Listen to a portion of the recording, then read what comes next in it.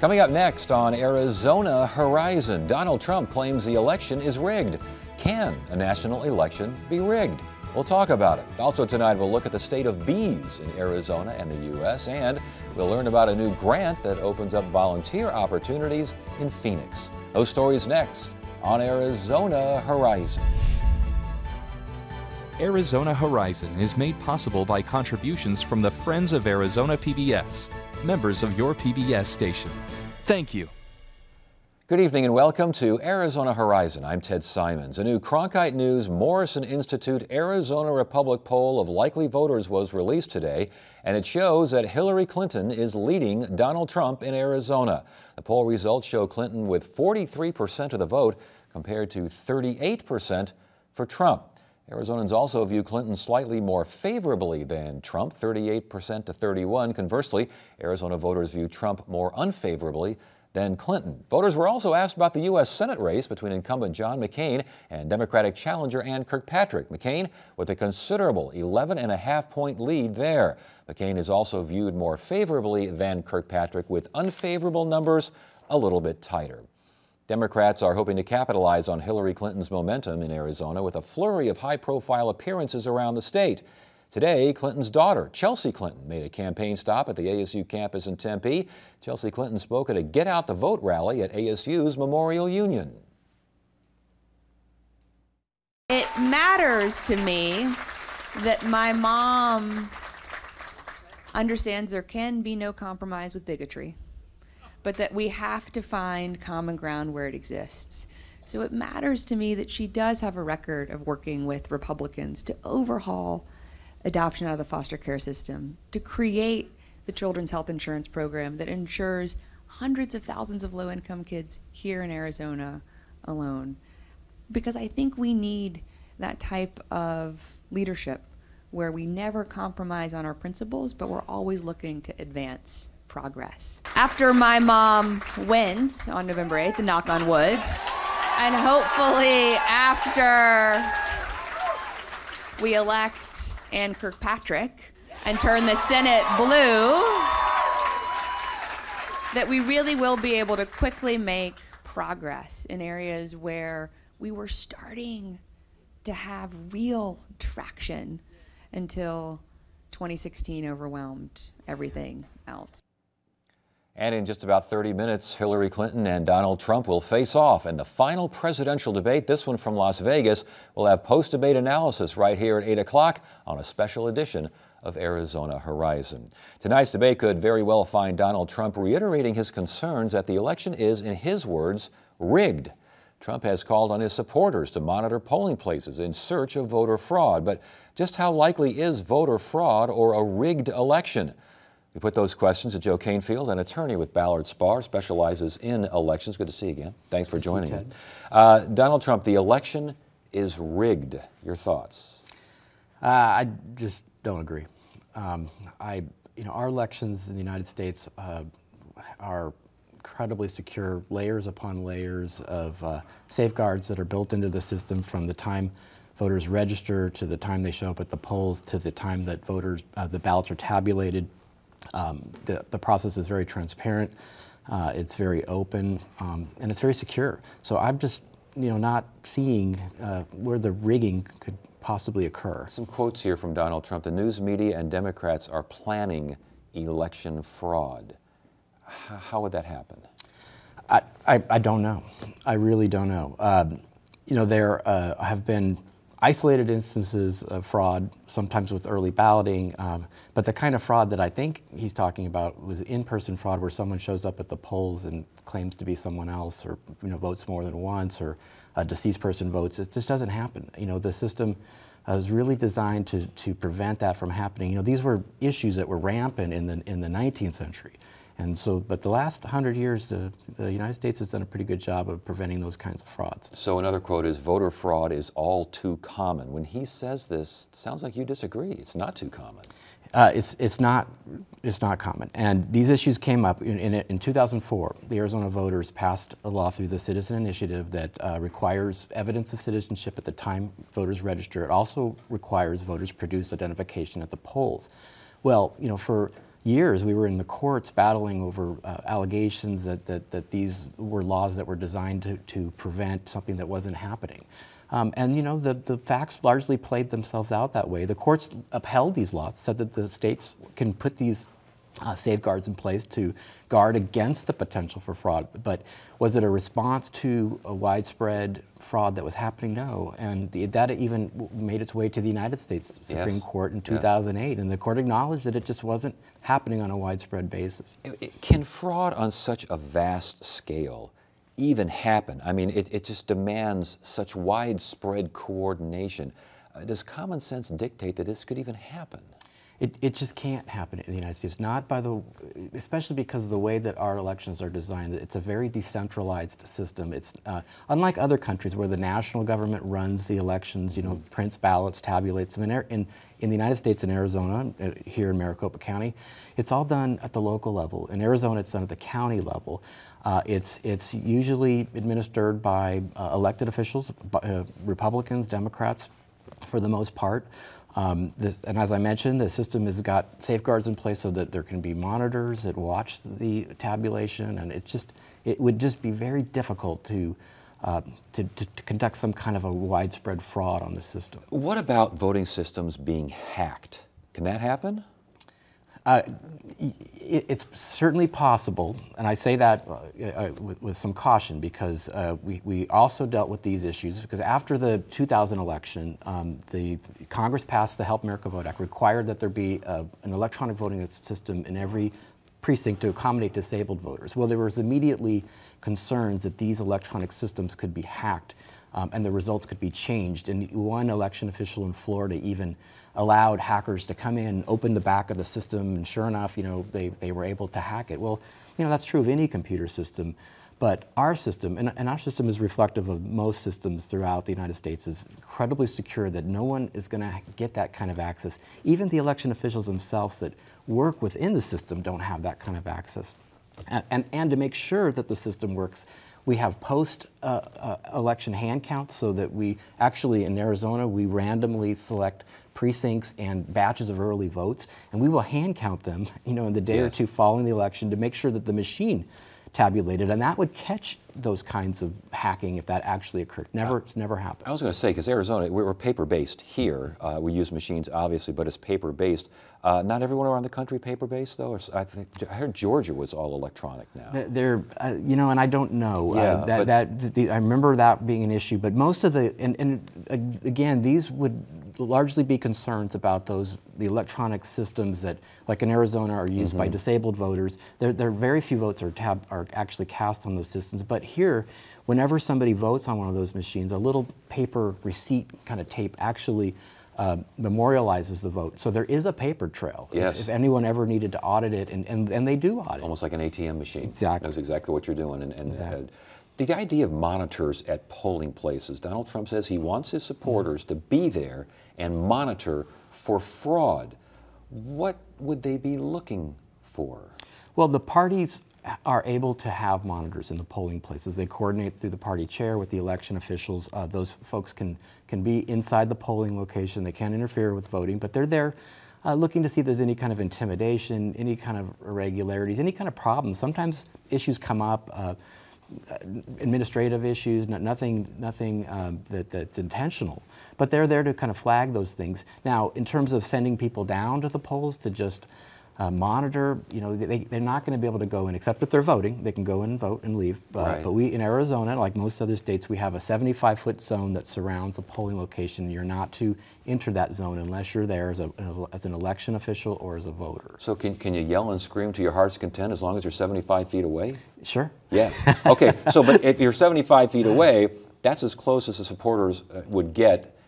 It's not likely to see much in the way of fraud from that vantage point. No, and the only issues that can come up and have come up, and I raise this with some caution because it's very rare, but I can remember a situation where some individuals showed up outside the zone, and they had sidearms, but they were legal, they could be there, but some voters felt intimidated that they were there, but there was never any threats or anything like that. And if there are, the county sheriff would be there in a heartbeat to make sure that no one was intimidated. I mean, our laws are really solid in this area. I mean, they really are designed to prevent this kind of stuff from happening. And I think our elections are pretty well run. Well, it'll be interesting to see what the candidate says tonight about rigged elections. Good information from you, though. Thanks for joining us. Thanks, Ted.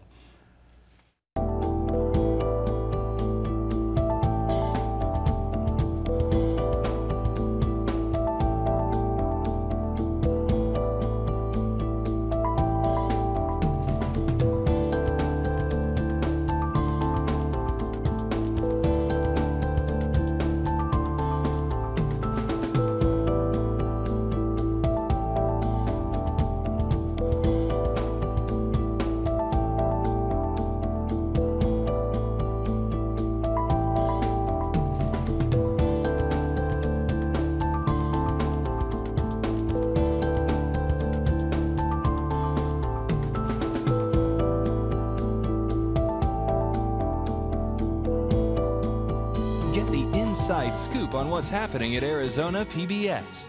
Become an insider. You'll receive weekly updates on the most anticipated upcoming programs and events. Get the Insider delivered to your email inbox. Visit azpbs.org to sign up today. There's increasing concern for the state of bees in Arizona and the U.S. Scientists say that 40% of bee species are dying out, and no one can quite figure out why. Here with more on this is Nick Baker. He's an Arizona beekeeper and biologist. Welcome to Arizona Horizon. Thank you. Good to have you. We got all sorts of bees in our yard. We got roses and plants, so I think we're doing our part. But 40% of bees and butterfly species are dying out. What's going on out there? In regards to honeybees, we've got a lot of diseases that beekeepers are having to handle. The biggest one is probably what we call the varroa mite. And this little mite, you can kind of think of it as like a little tick. And it gets inside the cell as the bee's growing, and it'll actually latch on, drink the blood of the little bee. So then when it emerges, it might have wing deformities or things like that. So it can't go out and fly and collect nectar, pollen, whatnot, and keep the honey colony going. Is this something new that's been introduced? And if so, where was it introduced? It's been around a good, the varroa mite I think showed up in the 80s at some time. And it's slowly gotten worse and worse and worse over the years, especially as commercialization's gotten bigger. Any ways to attack it? Yeah, scientists now and other beekeepers are working on ways to try and curb the problem with the varroa mite. One of the things they're doing is they're going through their colonies and they're selecting queens that have generally clean beehives, so to speak, have less mite damage, and then they're making new queens from them. So kind of like that, and then also using, I guess, miticides, stuff like that to put in the colony. We seeing a lot of that here in Arizona, or you see it more elsewhere? Oh yeah, we definitely have a mite problem here.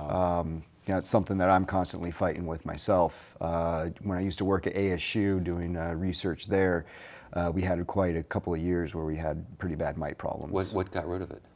I believe one year we actually used something as simple as powdered sugar, which didn't get rid of all the mites, but it helped keep them down a little bit. But we've also used other things like Apivar, other miticides, basically. On a vast scale, I've read the changes in land use, fewer diverse landscapes and gardens, and just agricultural practices. They're all playing a factor, oh, yes. Again, on the macro level. You agree with that? Yes, I would.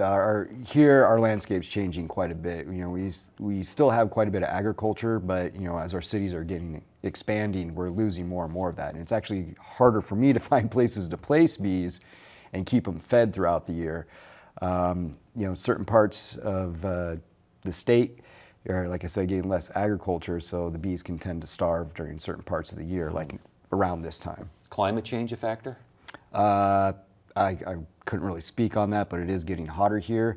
The good thing about Arizona, honeybees are pretty good with dealing with heat, so they do actually pretty well here in Arizona. Does it help if you own a home, and should you plant some plants? I would definitely suggest that. It can't hurt, can it? No, any kind of perennial, something that's going to bloom year-round or several times a year is always a plus, especially for me because I do keep some of my bees in neighborhoods, so that's beneficial for someone like me. Sure, but I mean, if you don't want to go the whole 9 yards and have a, keeping bees and wearing the Right. costume and everything. I mean, if you just want to plant some plants and get, because we, like I said, we have roses and stuff, and they're everywhere. They're just all over the place. Yeah, yeah, and Arizona has quite a number of plants that actually are native to here that bloom several times a year. So just having a desert landscape can help as well. 75% of the world crops depend on pollination. This is a big deal around the world, isn't it? Yes, honeybees are used mostly for larger pollination, like almonds, for example, in California. California produces about 80% of the almonds for the world, and a majority of the beekeepers from around the country will actually bring their bees to the almond pollination every year, which is something I also do as well. Interesting. And you know, you got pumpkins. I took my bees out to Texas for pumpkins. We've got citrus here in Arizona. Cotton's a good crop. It doesn't always produce honey, but we got cotton here, so I keep my bees near cotton. Alfalfa is a good one, and of course we have a lot of alfalfa here in Arizona. Yeah, you used to have a lot more. But yeah. So basically, our well-being is linked to bees. Sure, for mass production of food, Yes. absolutely. The bees help increase the production of what we would normally get from a crop. I mean, if we lost all the bees, we wouldn't be able to mass produce foods, but we'd still have them. It would just be in a lot smaller amounts. I know some people are so concerned, they're ready to panic. They say, we lose bees, we're losing a lot here. How serious is this issue? I wouldn't panic here in Arizona only because we have a unique situation with the Africanized honeybees. Talk to us about that. Yeah, so Africanized honeybees, they're a honeybee just like the European honeybee. But what I like to tell people is the difference is they have an attitude problem. They're a little upset, they get upset pretty easily, but they're a honeybee nonetheless, and they're actually better pollinators and better honey producers than European bees. I've got a few Africanized colonies that at this point they're still bringing in a lot of food and they're growing rapidly, whereas my European colonies, they're struggling right now. The Africanized bees, are they at risk with this mite as well? Actually, no. That's the really neat thing about them is they're quite hygienic. The reason being is they reproduce faster than a European honeybee. Mm-hmm. So rather than emerging a new worker bee emerging on about day 21, European or Africanized bees emerge about day 19. And so that 2-day difference actually cuts back on the mite's life cycle. And so it can't fully complete its life cycle, so therefore they're actually quite more hygienic. Are the Africanized, when they first Africanized honeybees showed up again, there was much panic. No one wanted to go outside, everyone was afraid of bees. Are they calming down a little bit? I have run into some colonies here and there that are actually quite nice, but that's more of a rare occasion. They really do have this nasty gene in them that makes them more apt to get angry and upset first because they're protecting their food source. You know, the original bees came from Africa, so they had to protect what they had. And here they still carry that. And I know some beekeepers are trying to breed that out. And sometimes I'll actually take bred queens and just open mate them, which just means that they can go out and mate with other drones in the area, and they'll come back with some of those Africanized genes. The bees will still be a bit calm, but they'll be much more hygienic. Yeah, and they'll produce much better. Yes. Well, so in other words, it's something to be concerned about, something to watch, especially on a worldwide level and the 30,000-foot view. Absolutely. But not necessarily to panic, and we're just keeping our eye watching and waiting a little bit. Right, and like I said, here in Arizona, the Africanized bees, they're growing so rapidly that I think Arizona, at the very least, will be okay. All right, good news, good to hear there. Thanks for joining us. We appreciate it. Absolutely, I love it. Thanks.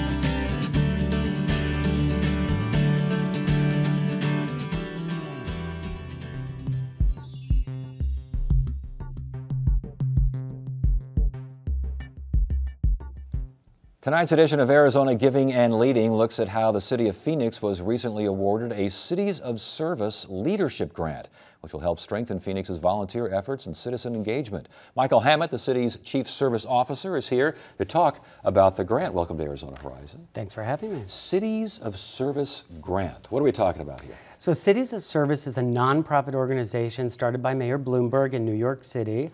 And it is an organization that helps mayors across the country and city managers use impact volunteering initiatives to change pressing needs in society, such as neighborhood revitalization, literacy, homelessness issues. So it basically supports cities that use volunteers? Exactly, and encourages and provides support to actually maximize the effort of volunteers in the community. The goal is, I would imagine, to do good things, but also to strengthen citizen engagement, correct? Exactly, and what we find in Phoenix is citizens are engaged and they want to be even more engaged. And so it's important for that to really help accelerate that. Now, it sounds like 3 cities were awarded this grant. Phoenix along with who else? Miami and Detroit, so we feel like we're in really good company. So how did Phoenix get into that company? What did Phoenix have to do? Why was Phoenix selected? We did have to apply for this grant, and it was a very competitive process from what I understand. We have been awarded grants from Cities of Service in the past, going back to 2009. So we've had some really great success with Cities of Service, and I believe they felt like it was our time, and that is due a lot to Mayor Greg Stanton and City Manager Ed Zerker. Now, you are the Chief Service Officer, correct? Correct. What does that mean? So that is really a volunteer manager directing volunteer opportunities for the City of Phoenix and also national service, which would be our AmeriCorps Vista members, which are like Peace Corps members, but they do their work domestically. Yeah, we had AmeriCorps Vista on, I think, last night, for goodness sake. I saw that a Chief Service Officer was kind of defined as a force multiplier.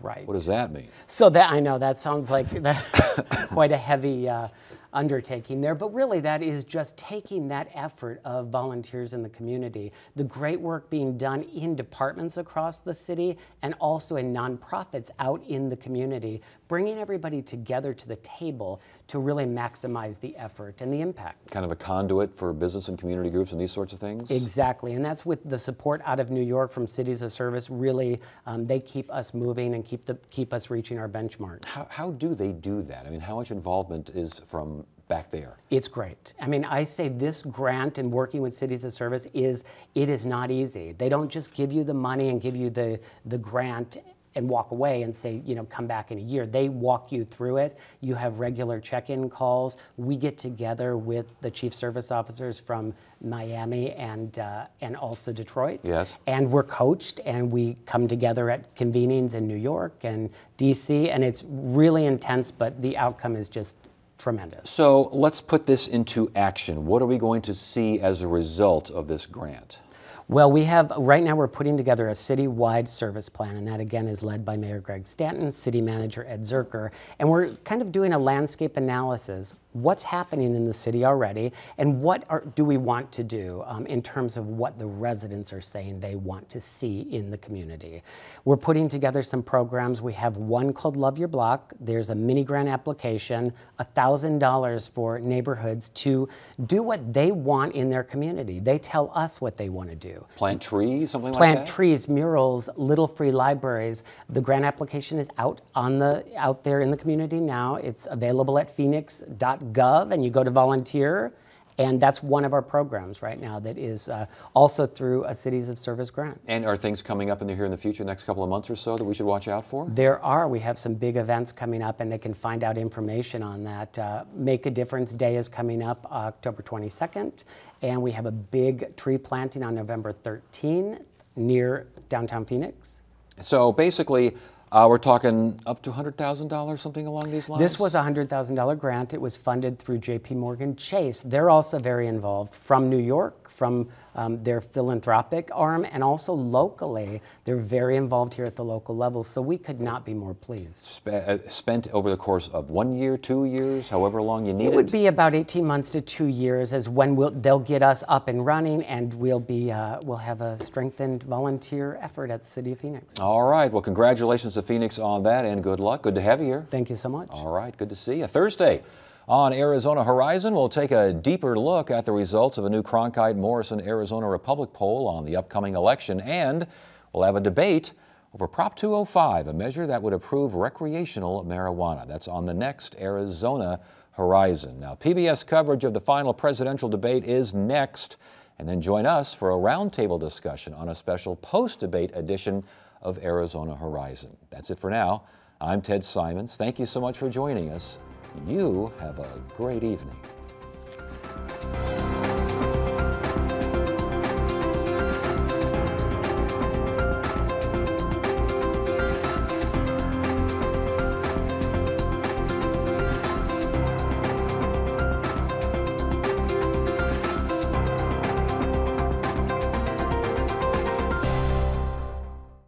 Arizona Horizon is made possible by contributions from the Friends of Arizona PBS, members of your PBS station.